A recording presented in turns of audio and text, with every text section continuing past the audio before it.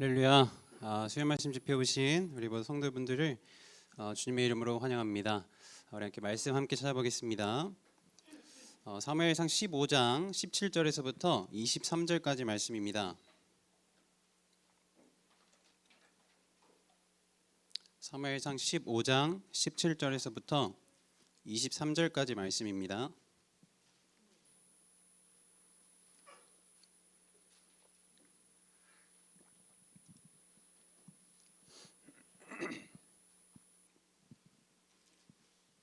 사무엘상 15장 17절에서부터 23절까지 말씀입니다.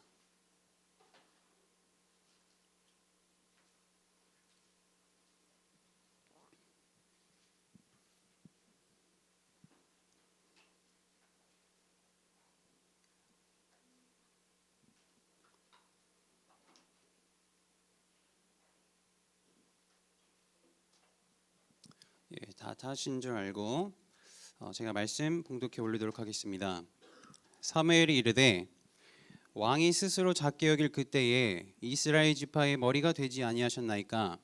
여호와께서 왕에게 기름을 부어 이스라엘 왕을 삼으시고 또 여호와께서 왕을 길로 보내시며 이르시기를 가서 죄인 아말렉 사람을 진멸하되 다 없어지기까지 치라 하셨거늘 어찌하여 왕이 여호와의 목소리를 청종하지 아니하고 탈취하게만 급하여 여호와께서 악하게 여기시는 일을 행하였나이까? 사울이 사무엘에게 이르되 나는 실로 여호와의 목소리를 청종하여 여호와께서 보내신 길로 가서 아말렉 왕 아각을 끌어왔고 아말렉 사람들을 진멸하였으나 다만 백성이 그 마땅히 멸할 것 중에서 가장 좋은 것으로 길갈에서 당신의 하나님 여호와께 제사하려고 양과 소를 끌어왔나이다 하는지라. 사무엘이 이르되 여호와께서 번제와 다른 제사를 그의 목소리를 청종하는 것을 좋아하심 같이 좋아하시겠나이까? 순종이 제사보다 낫고 듣는 것이 수량의 기름보다 나으니 이는 거역하는 것은 점치는 죄와 같고 완고한 것은 사신 우상에게 절하는 죄와 같음이라. 왕이 여호와의 말씀을 버렸으므로 여호와께서도 왕을 버려 왕이 되지 못하게 하셨나이다 하니. 아멘. 암흑기와 같았던 시대가 사사 시대가 있습니다. 이스라엘 지으시고 또 이스라엘 주인 되시는 우리 왕 되신 우리 하나님께서 이 사사 시대를 끝맺음을 이제 지으시고자 한 아이를 선택하셔서 태어나게 하셨죠. 빛이 없는 시대라고 해서 암흑 시대라고 불렸던 그 사사 시대에 한 줄기 빛을 내뿜는 자가 있었고, 그리고 두 명의 왕들을 세워가면서 자신의 모든 사명을 다한 사람, 그 사람의 이름을 성경에서는 이렇게 말을 합니다. 사사 사무엘이라고도 얘기를 하고 또 다른 말로는 선지자 사무엘이라고도 얘기를 하고 있는데요. 근데 저는 사실 이 사무엘을 좀 생각을 할 때마다 조금 더 어울리는 별칭이 있다면 이런 단어를 좀 뽑을 것 같습니다. 저는 사무엘을 종교 개혁자라고 생각을 해요. 이 사무엘의 삶을 깊이 좀 보면은 이 중세 시대에 있었던 그 종교 개혁자들의 삶과 굉장히 흡사한 부분이 굉장히 많은 것을 발견을 할 수 있게 됩니다. 시대를 바꿨고요. 그리고 이 백성들의 마음을 하나님께 돌이키게 했고, 무엇보다도 하나님을 모르던 그 시대에 수많은 사람들의 영혼을 깨우는 사람이 사무엘 선지자였죠. 자, 그리고 사무엘 본인도 자신의 인생 전체를 하나님께 마치 전제와 같이 드린 사람입니다. 그리고 하나님이 원하시는 것이 도대체 무엇일까 날마다 기도하며 고민하는 사람이 사사 사무엘, 선지자 사무엘이었죠. 자, 사무엘뿐만 아니라 사실 성경 전체를 우리가 좀 보면은 하나님이 가장 원하고 또 바라고 기다리는 사람은 딱 한 사람으로 귀결이 됩니다. 그 사람은 순종의 사람이에요. 하나님이 이 성경 전체를 통틀어서 가장 원하시고 가장 바라보시는 분, 바라보시는 그 한 사람이 있다면 하나님의 말씀에 순종하는 사람인 줄 믿습니다. 그 순종의 사람이 사무엘이었고, 그리고 오늘 저와 여러분들이 되기를 간절히 소망합니다. 여러분, 먼저 제가 좀 중요한 말씀을 드리겠습니다. 여러분, 말씀을 모르면 절대로 하나님을 알 수 없습니다. 그리고 말씀을 모르면 우리가 순종을 할 수가 없게 돼요. 우리가 말씀을 모르고 하나님을 모르는데 하나님께 순종한다는 것은 앞뒤가 안 맞는 얘기입니다. 말씀을 알아야 하나님을 알 수 있고요. 그 하나님을 우리가 진짜 경험을 해봐야 하나님의 말씀에 순종할 수 있다는 거예요. 우리의 신앙생활 전체를 통틀어서 가장 최우선적으로 이뤄야 할 목적이 있다면 저는 이것이라고 생각을 합니다. 순종의 사람이 되는 거예요.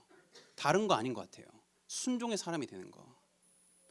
여러분, 좋은 교회를 다니는 것보다도, 능력 있는 어떤 사역자를 만나는 것보다도, 우리가 어떤 수많은 사역을 하는 것보다도 더 중요한 것은요, 우리가 먼저 그 하나님의 살아있는 말씀을 알고 하나님을 경험해서 하나님 말씀에 순종하는 일일 것입니다. 오늘 이 이야기를 여러분들과 함께 나눠보고자 할게요. 자, 먼저 미리 좀 말씀을 드리지만 사울이 실패한 원인이 바로 이것입니다. 사울이 말씀을 몰랐고요, 하나님이 누구신지를 몰랐기 때문에 실패한 거예요. 그 하나님을 몰랐기 때문에 불순종할 수밖에 없었다는 겁니다. 그 이야기를 오늘 저와 여러분들이 함께 들었으면 좋겠습니다. 여러분, 우리의 신앙의 목적은 이것을 지키는 것에 있습니다.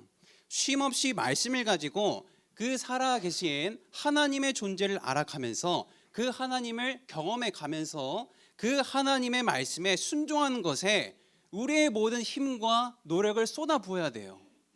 이것만큼 중요한 것이 없기 때문에 우리가 신앙생활하는 모든 전체를 통틀어서 우리는 순종하는 것에 목숨까지도 걸어야 될 줄 믿습니다.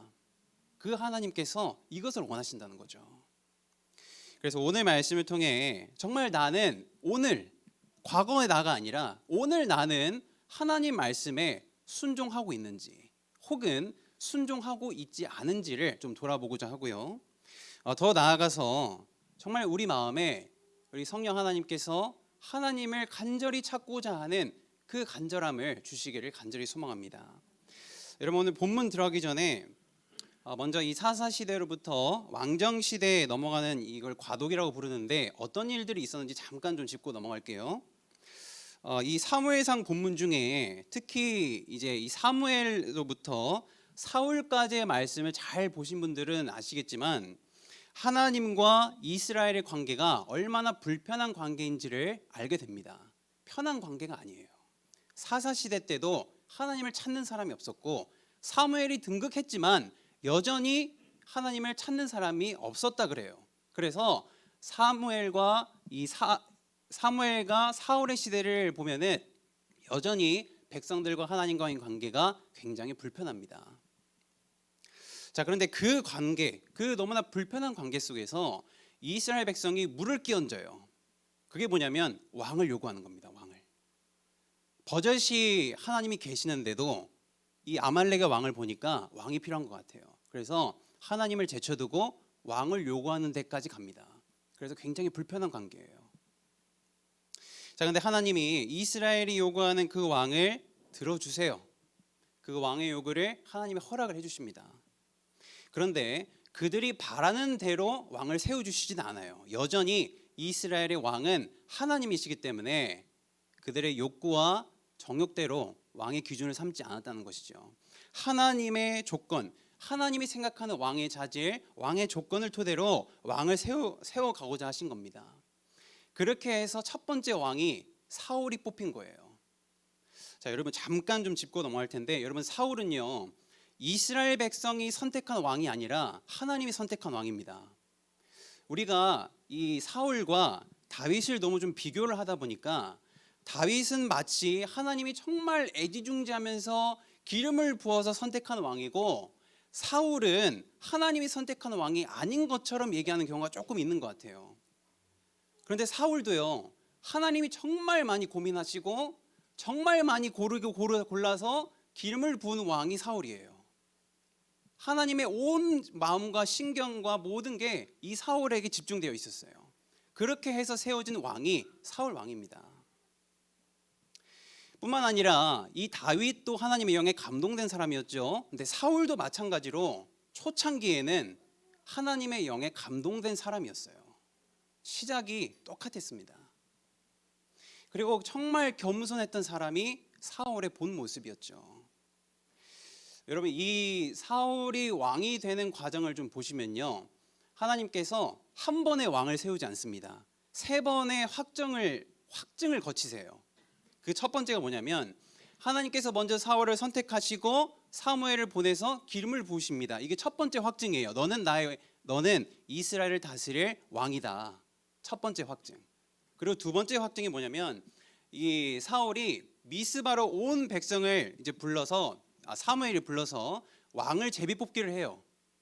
근데 그 제비뽑기를 통해서 최종적으로 사울이 선택이 됩니다. 이게 두 번째 확증이에요. 온 백성들 앞에서 하나님이 제비뽑기를 통해 사울이 바로 내가 선택한 왕이다라는 걸 보여주신 거죠. 자, 세 번째 확증이 있는데, 암몬이 쳐들어오거든요. 전쟁을 치러요. 그런데 그 전쟁을 통해서 온 이스라엘이 길갈이라는 곳으로 갑니다. 길갈이라는 곳으로 가서 이 사울 왕이 진짜 하나님이 세우신 왕이 맞구나라는 왕의 자질을 확신해요. 그리고 그곳에서 화목제를 드려가면서 하나님을 예배하고 마침내 사울이 본격적으로 왕의 지위를 물려받습니다. 이때로부터 왕정 시대가 시작이 된 거예요. 자, 그런데 우리가 잘 알다시피 이 사울 왕이 점점 좀 이상해집니다. 첫 모습이 정말 좋았거든요. 하나님의 영에 감동도 되고 정말 겸손했고, 사무엘과 하나님 앞에 두려워했던 사람이 이 사울이었는데 점점 이상해지기 시작합니다. 자, 첫 번째 조짐이 그가 처음 왕으로 세움을 받았던 길갈에서부터 시작이 돼요. 여러분, 오늘 이 말씀을 들으시면서 사울과 길갈을 같이 좀 염두에 두시고 들으셨으면 좋겠습니다. 여러분, 사울이 길갈에서 이제 전쟁을 치르게 되는데, 이 길갈에서 사무엘이 오기로 했는데 안 와요. 그래서 계속 기다립니다. 기다리다가 계속 안 오니까 이 사울이 어떻게 하냐면은 이 자신에게서 백성이 점점 떠나가는 거예요. 두려워하니까. 근데 이 사울이 그 모습을 보고 어떻게 하냐면 사무엘이 드려야 할 그 제사를 사울이 대신 드립니다. 이게 첫 번째 실수예요.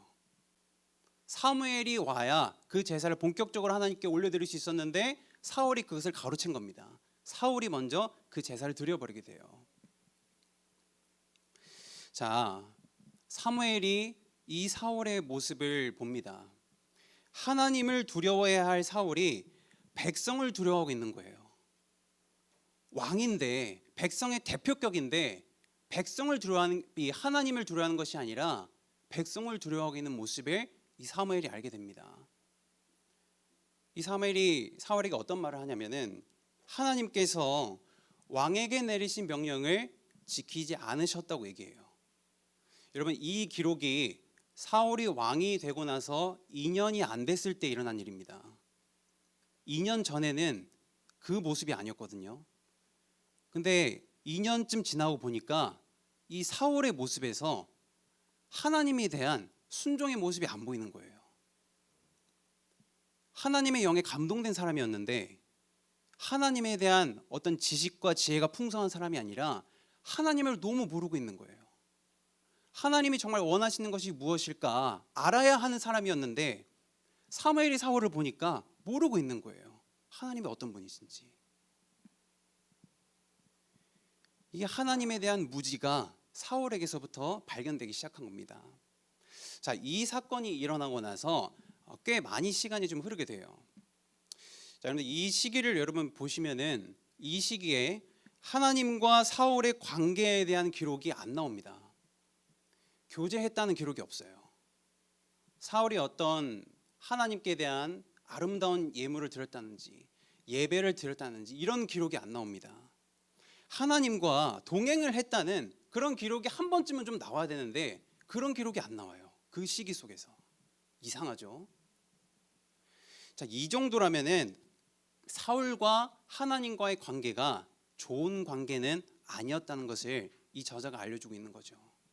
사울과 하나님의 관계가 가까운 것이 아니라 너무 멀어졌다는 거예요. 그 긴 세월 동안. 여러분, 성도의 삶에서, 하나님을 믿는 이 자녀의 삶에서 하나님과의 친밀한 그 교제의 흔적이 발견되지 않는다는 것은요, 우리가 가볍게 볼 일이 아닙니다. 그건 문제가 있는 거예요. 하나님을 믿는다고 하는 성도의 삶 속에 하나님과의 친밀한 교제와 관계가 없다는 것은, 흔적이 안 보인다는 것은 뭔가 이상한 거죠. 관계 회복이라든지 예배의 기록이라든지 하나님과 동행했다는 기록이 우리의 삶 속에서 여전히 기록이 돼야 되는데, 그 기록이 보이지 않는다는 것은 뭔가가 지금 문제가 일어났다는 것입니다. 여러분, 우리가 하나님과 관계하며 하나님이 원하는 그 순종의 삶을 살아가기 위해서는 먼저 말씀을 알아야 돼요. 왜? 말씀 안에 하나님이 담겨 있잖아요. 하나님이 어떤 분이신지 우리가 말씀을 통해 알 수 있잖아요. 그래서 우리가 말씀을 알아야 되는 거죠. 말씀을 알아야 하나님을 알 수 있고, 그 하나님을 내가 알면서 실제적으로 경험을 해야 하나님 말씀에 순종하는 삶을 살 수 있는 거예요. 누구나 아무나 순종할 수 있는 게 아닙니다. 하나님을 알고 믿는 자가 하나님께 순종할 수 있는 거죠. 하나님과의 교제에 부재가 있다는 것은 말씀이 없다는 겁니다. 그리고 말씀이 없다는 것은 결국에 내가 불순종의 삶을 지금 살아가고 있다는 것을 보여주고 있는 거예요. 사울이 그렇게 점점 밑으로 치닫기 시작한 겁니다. 이 사울의 가장 큰 실수라고 한다면 하나님을 모르는 거예요. 하나님을 모르는 거. 말씀이 버젓이 있고 예배가 있고 제사가 다 있었는데, 정작 사울이 하나님을 너무 몰라요. 하나님이 뭘 원하시는지 그걸 모르고 있었던 사람입니다. 자, 이제 오늘의 본문 배경으로 좀 넘어와 봐서, 이제 이 하나님께서 이 침묵을 깨시고 다시 한번 사울에게 기회를 주십니다. 자, 하나님이 이제 사무엘을 보내서 이렇게 말씀하세요. 아말렉의 모든 사람들을 멸절시켜라. 이미 나에게 바쳐진 것이니까 너는 이걸 다 멸절시켜야만 해. 동물들 남기지 말고 다 멸절시켜라. 이게 하나님 명령이었습니다. 쉽고 단순한 명령이에요. 모든 사람을 다 멸절시키고 동물들 다 멸절시켜라. 왜? 그것은 나에게 바쳐진 것이니까. 근데 이 단순한 명령을 듣고 사울이 이제 아말렉을 치기 위해 출정 준비합니다. 여기까진 좋아요. 여기까진 좋아요. 근데 이제 전쟁을 하거든요. 전쟁을 계속 치러가면서 소탕을 시작하는데 하나님 말씀에 또 불순종합니다. 자, 사울이 어떻게 하냐면 아각이라는 이 당시 아말렉 왕을 살려줘요. 분명 하나님 말씀하셨거든요. 다 진멸시키라고. 바쳐진 것이니까. 그거를 안 바친다는 거는 이제 사울이 책임져야 돼요. 그거는 분명히 다 진멸시키라고 그랬어요. 동물들까지 전부 다. 근데 왕도 살려주고, 왕이 가지고 있는 동물들이 얼마나 귀하겠어요. 그 동물들 다 살려줍니다. 또 불순종해요. 자, 이 불순종 때문에 마침내 하나님과 사울의 관계가 완전히 갈라지게 됩니다. 돌이킬 수가 없는 거예요. 이제 여러분, 제가 아까 이 사울과 길갈을 같이 좀 염두하자고 제가 말씀을 좀 드렸죠. 여러분 잘 보시면요, 사울이 왕으로 세움을 받은 곳이 길갈입니다. 그리고 자신의 마음대로 예배를 드린 곳도 길갈이에요. 그리고 아말렉을 치라는 하나님의 명령을 불순종하고 아각과 동물들을 살려주고 나서 예배 드리러 간 곳도 길갈입니다. 여러분, 이게 좀 의미가 있다는 거예요. 여러분, 성경에 어떤 특정 장소가 계속 반복되면서 지금 나온다는 것은 의도가 있는 겁니다. 저자가 지금 뭔가를 보여주고 싶은 거예요. 사울이 하나님과 백성 앞에 정말 겸손하고 하나님의 영에 감동되었을 때 하나님에게 왕으로 택함을 받고 화목제의 예배를 드릴 그때가 바로 길갈에서의 삶이었어요. 그때까지는 사울의 삶이 아름답습니다. 괜찮아요. 순종의 삶이었어요. 그런데 사울이 말씀에 관심을 기울이지 않고 하나님과 점점 멀어지면서 관계가 소홀해지기 시작합니다. 말씀의 부재와 하나님에 대한 무지가 계속되다가 두 번째 길갈에서 죄를 범하고 말아요. 같은 장소에서 다른 예배의 모습이 지금 등장합니다. 첫 번째 길갈에서의 모습은 하나님과 정말 화목하며 예배를 드리는 모습이었는데, 두 번째 길갈에서의 모습은 자기 마음대로 예배를 드려버려요. 사무엘이 오기도 전에 자기 뜻대로. 그 뒤로도 하나님과의 관계 흔적이 없습니다. 하나님을 경험했다든지 예배를 했다든지 하나님 말씀 듣고 그대로 따랐다든지 그런 기록이 전혀 안 나와요. 이 친밀한 흔적이 안 보인다는 거죠. 세 번째 길갈에서의 모습도 사울이 얼마나 하나님을 모르고 있었는지를 보여주는 마지막 기록이 됩니다. 첫 번째, 두 번째, 세 번째가 너무 다 다르다는 거예요. 여러분, 사울이 늘 길갈에서 예배를 드리지만 하나님께 예배를 드렸음에도 그 예배는 하나님이 원하시는 예배가 아니었다는 거죠. 첫 번째 예배는 하나님이 정말 원하시는 예배였어요. 화목제, 말씀에 따라서 움직이던 사울, 말씀에 순종하던 사울, 하나님의 영에 감동된 사울이 드렸던 그 첫 번째 길갈에서의 예배는 하나님이 기쁘게 받으셨습니다. 온 백성이 기뻐했다 그래요. 오라 우리가 하나님께 들어가자, 화목제를 드리면서 예배하자. 그게 첫 번째 길갈이에요. 근데 두 번째 길갈에서 자기 마음대로 예배를 드려버리고 세 번째도 불순종한 모습으로 하나님께 예배드리는 이 모습, 너무 다르다는 거죠. 자, 이 소식을 듣고 이제 사무엘이 이 사울을 찾아갑니다.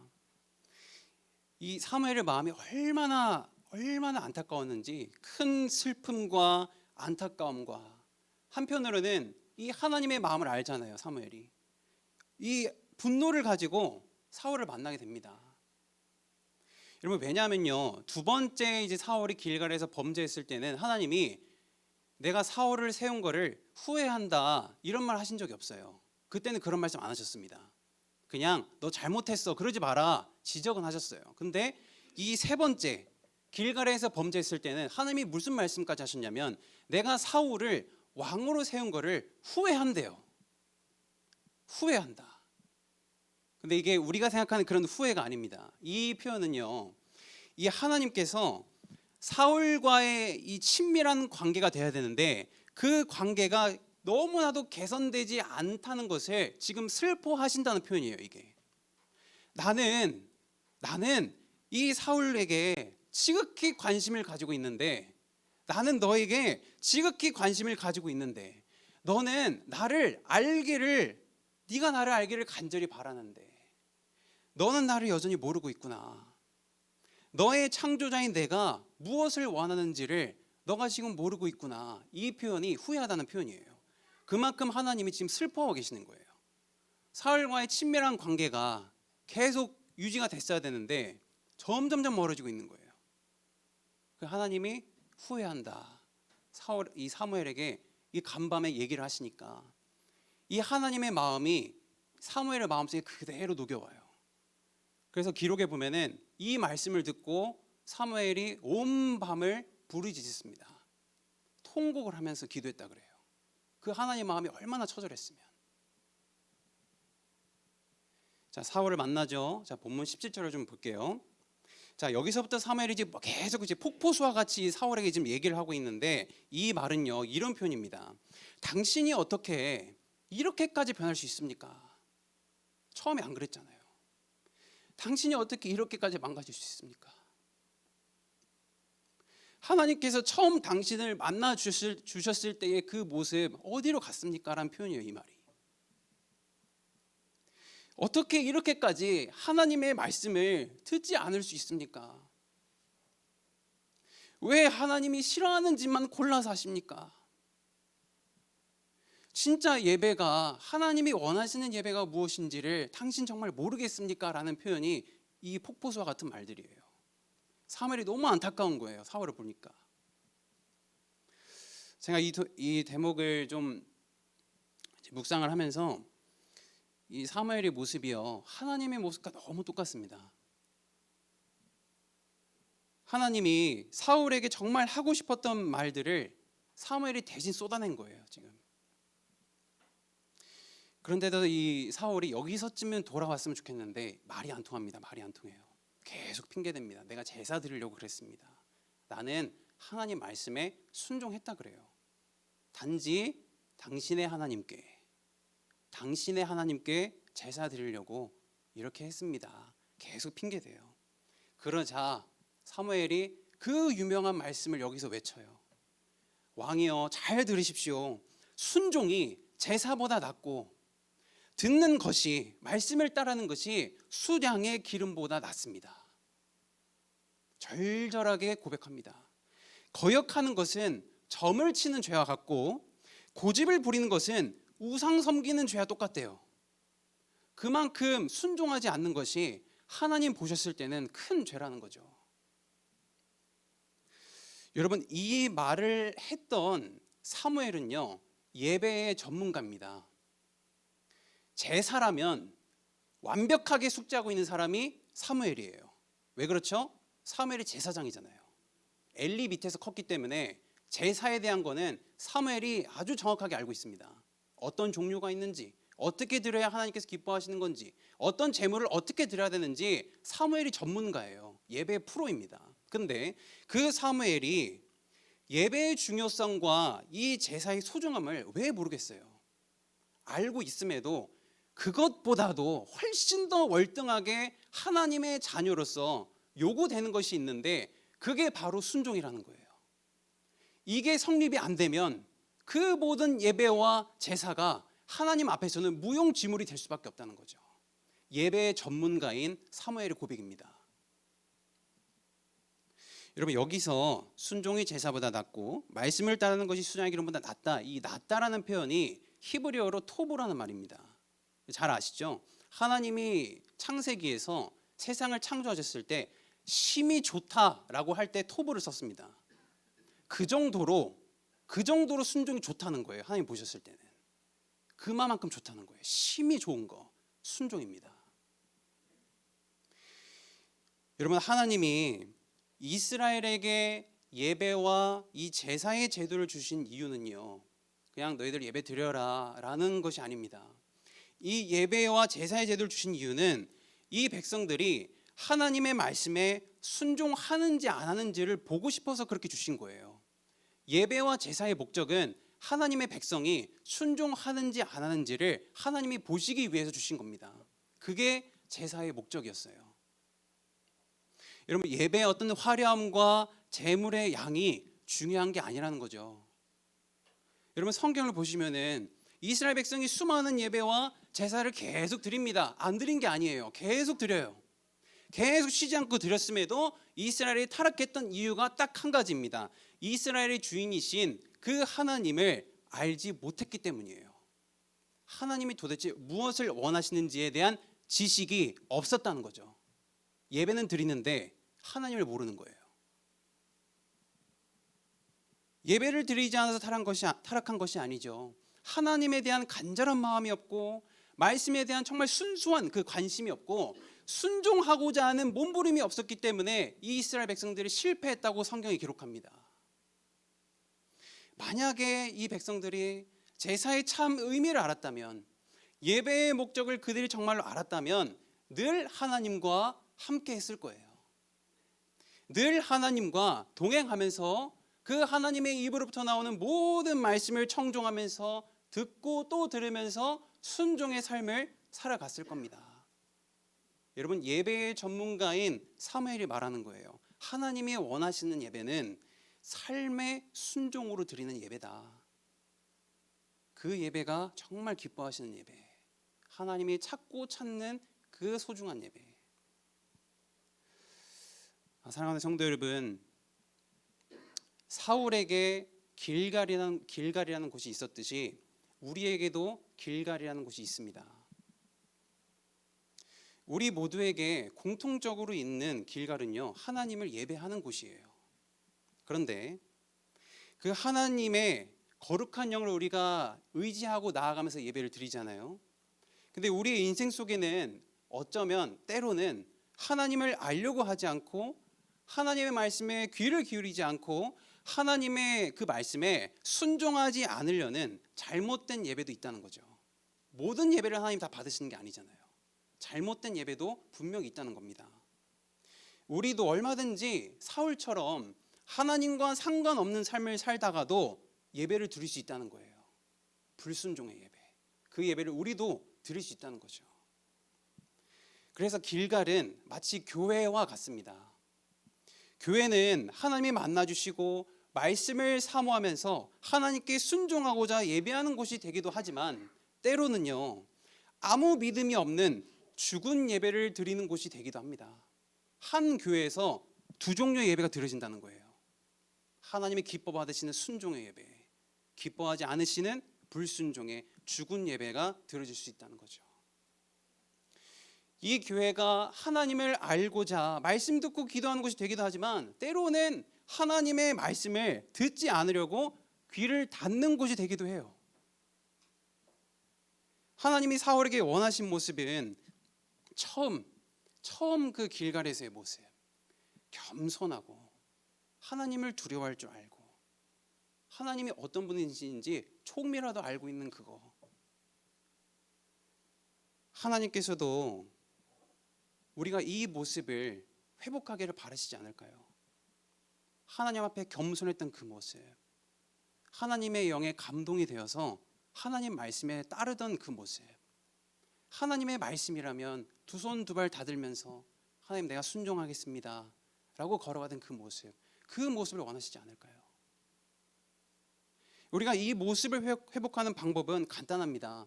겸손했던 그 시절 길가로 다시 올라가는 거예요. 하나님이 나를 만나 주셨던 그때의 그 모습을 다시 올라가서 그대로 회복하면 됩니다.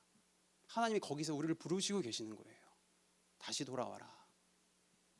다시 말씀에 귀 기울이고 하나님을 알아가고자 몸부림치며 엎드려 기도하는 모습. 그러면 우리의 예배가 불순종의 예배가 아니라 순종의 예배로 바뀌어진다는 거죠. 하나님이 원하시는 예배, 그 예배가 이 땅에서 지속이 돼야 됩니다. 저와 여러분들의 삶을 통해서. 그러면 세상이 변한대요. 세상이 변한대요. 우리가 하나님 앞에 참된 예배를 한 번이라도 드리면은 세상이 변할 줄 믿습니다. 여러분, 이 예배를 우리가 회복해야 되지 않겠습니까? 지난주에 너무나 오랜만에 부흥회 했잖아요. 저도 은혜 많이 받았습니다.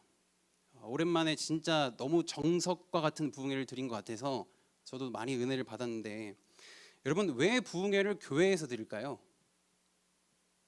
굳이 왜 교회에서 부흥회를 드릴까요? 여러분, 우리가 처음 하나님을 만나고 하나님의 말씀을 배우고 하나님께 부르심을 받은 자리가 여기이기 때문입니다. 그 모습 돌아오라는 거예요. 그때의 그 모습 돌아와라. 그래서 교회에서 부흥회 하는 거죠. 말씀 듣고 막 은혜 받잖아요. 그러면 내가 원래 이 모습이었지, 내가 원래 이 말씀대로 살았던 사람이었지라고 생각을 하고 하나님이 주시는 마음을 가지고 통곡하며 기도하면서 그 자리에 다시 돌아오는 거예요. 그게 부흥회잖아요. 부흥의 목적이 그거잖아요. 내가 옛 모습 회복하는 거, 하나님이 나에게 원하시는 모습을 그대로 회복하는 거. 사랑하는 여러분, 하나님이 처음 우리를 만나 주셨던 길갈로 올라가시기를 주님의 이름으로 축복합니다. 그곳에서 여러분들의 하나님을 다시 한번 찾으시고 그곳에서 정말 하나님이 기뻐하시는 순종의 예배를 회복하시기를 축복합니다. 호세아에 이런 말씀이 있어요. 우리가 여호와를 알자. 우리가 주님을 알자. 애써서 주님을 알자. 새벽마다 여명이 오듯이 주님께서도 그처럼 어김없이 오시고 해마다 쏟아지는 가을비처럼 오시고 땅을 적시는 봄비처럼 오신대요. 우리를 만나고 싶어 하시는 하나님께서 이와 같은 모습으로 오신다는 거죠. 우리가 여호와를 알자. 힘써서 애써서 하나님을 찾자. 그러면 하나님이 우리를 만나 주신다는 거죠. 이 호세아의 고백이 정말 우리의 고백이 되었으면 좋겠습니다. 우리의 자녀에게 선포하시고 우리의 가정에 선포하시고 우리 교회와 우리 조국 땅과 세계 모든 곳곳에서 이 고백이 선포되었으면 좋겠어요. 하나님을 알자. 그분이 누구신지. 그러면 우리가 그 말씀대로 순종할 수 있다. 다시 우리를 처음 부르신 길갈로 돌아가셔서 하나님과의 관계 회복을 하시고 하나님의 원하시는 그 부르심의 삶을 사시고 하나님의 말씀에 순종하고자 하는 몸부림이 저와 여러분들의 삶 속에 다시 한번 개선되기를 소망합니다. 주님께서 저와 여러분들의 삶을 그렇게 회복시키실 거예요. 주님께서 이 은혜를 허락하셨기 때문에 우리가 주님을 찾으면 찾을수록 주님께서는 우리의 상상보다 더한 은혜를 부어주실 줄 믿습니다. 그 은혜를 가지고 여러분들이 세상으로 나아가셔서 세상을 변화시키시고 자녀들을 변화시키시고 가정을 회복시키시는 역사가 있기를 우리 주님의 이름으로 축원합니다. 우리 함께 기도하겠습니다.